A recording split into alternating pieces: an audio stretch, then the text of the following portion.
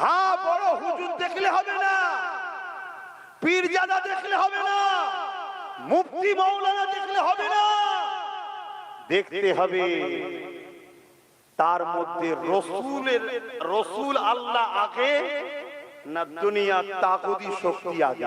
আচ্ছা বলুন তো বাপ, তাহলে কেউ যদি বলে আমার কোরআন, আল্লাহর কোরআন শেষ হয়ে যাবে, আমার উন্নয়ন শেষ হবে না, আর এই জায়গায় আপনি যদি তার পক্ষপাতিত্ব লাই, তার মানে আপনি কোরআনের থেকে তাকে বেশি গুরুত্ব দিলেন।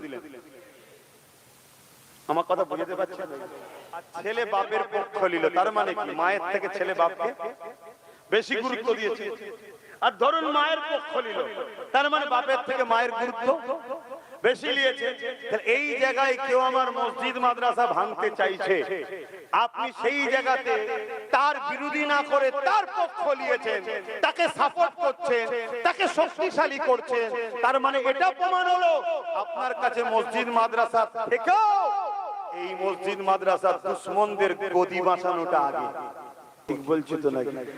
যারা মসজিদ মাদ্রাসা ধ্বংস হয় হতে যাক, কবরস্থান চলে যায় চলে যাক, বাপ দাদার কবরের উপর সিনেমা হয় হতে যাক, আমার দুনিয়ার জালিম নেতার গদি না চলে যায়, এই রকম মেন্টালিটি নিয়ে যে মুসলমান মসজিদ মাদ্রাসার পক্ষে না দাঁড়িয়ে মসজিদ মাদ্রাসার দুশমনের পক্ষে দাঁড়াবে, আপনার ঈমান কি বলছে?